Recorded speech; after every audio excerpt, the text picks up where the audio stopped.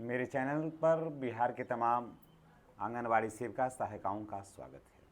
आज बात करेंगे कि बिहार में जितने भी आंगनबाड़ी सेविका सहायिकाएं हैं उनका पेमेंट का क्या खबर है, पेमेंट कब आ रहा है और पेमेंट आने के बाद कौन कौन सी प्रक्रियाएं अपनाना है। इन सारी बातों की जानकारी हम अपने वीडियो के माध्यम से आपके साथ शेयर कर रहे हैं।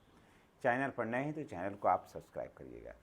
देखिए, आंगनबाड़ी सेविका सहायिकाओं के मानदेय का अपडेट क्या है, तो मैं बता देता हूं कि पोर्टल पर उपलब्ध जानकारी के अनुसार कई सेविका सहायिकाओं का अप्रैल 2026 का मानदेय जो है वो 25 जून 2026 को सेंड टू बैंक दिखलाई देने लगा है।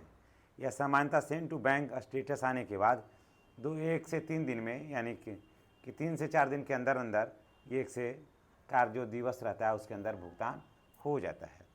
अब सबसे बड़ी बात है कि 9,000 आएगा या 45 रुपये आएगा, क्योंकि देखिए इसमें क्या होता है कि 45 रुपया राज्य सरकार देती है और 45 रुपया केंद्र सरकार देती है। तो क्या सब एक ही साथ आ जाएगा या बारी बारी आएगा? कुछ नई व्यवस्थाएं भी बदली है। तो क्या उस नई व्यवस्थाओं के तहत आंगनबाड़ी सेविका और सहायिकाएं हैं उनका पेमेंट का क्या आधार बनेगा? चलिए हम देखते हैं। यदि केंद्र और राज्य सरकार दोनों अगर एक साथ राशि भेजेगी तब तो आपका खाते में 9,000 रुपया आएगा। लेकिन अगर अलग अलग डेट में या अलग अलग टाइम पर, एक ऐसा नहीं कि 11 बजे या एक शाम के 2:30 बजे, तो अगर भेजा जाएगा तो आपको फिर 2 बार 45 रुपया करके आपको दिखलाई पड़ेगा। अब देखिए, सहायिकाओं के मामले में इस प्रकार की 2 किस्तों का भुगतान, इसमें सहायक सेविका का भी यही रहेगा और सहायिकाएं का जो सहायिका हैं उनका भी यही रहेगा। पुराने बकाया मानदेय पर अभी अपडेट नहीं है। यहाँ जनवरी, फरवरी, मार्च 2026 तक पूर्व लंबित मानदेय को लेकर फिलहाल अभी कोई नई भुगतान की सूचना अभी जारी नहीं हुई है। वर्तमान में केवल अप्रैल 2026 के मानदेय की प्रक्रिया आगे बढ़ी है, यानी पीछे वाला जो छूटा हुआ है तो छूटा हुआ अभी रहेगा, एरियर के तौर पर आपको मिलेगा। मई 2026 का मानदेय भी अभी लंबित है। कई परियोजनाओं में मई माह का मानदेय अभी जो है सेंड टू बैंक, हेडक्वार्टर एवं अन्य प्रक्रिया है, यानी कि फिलहाल बैंक जो है भुगतान केवल अप्रैल माह के लिए ही शुरू किया है। मुहर्रम के अवसर पर अवकाश रहेगा। जी हाँ, आज अवकाश आप लोग मना रहे होंगे।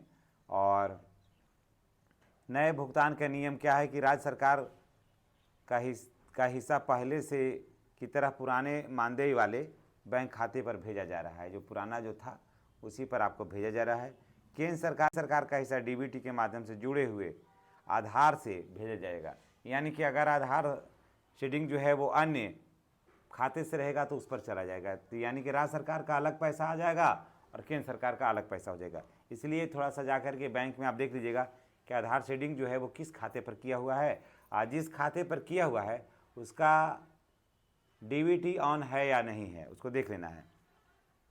तो चलिए, अब आपको ज़्यादा दिन पेमेंट का इंतज़ार नहीं करना पड़ेगा। हालांकि पेमेंट ज़्यादा तो नहीं आ रहा है, 1 महीने का पेमेंट आ रहा है, तो निश्चित रूप से कुछ तो राहत मिलेगी, ज़्यादा तो नहीं, थोड़ी सी राहत अवश्य मिलेगी। और आंगनबाड़ी सेविका और सहायिकाओं से जुड़ी हुई हर खबर को देखने के लिए आप हमारे चैनल पर बने रहें।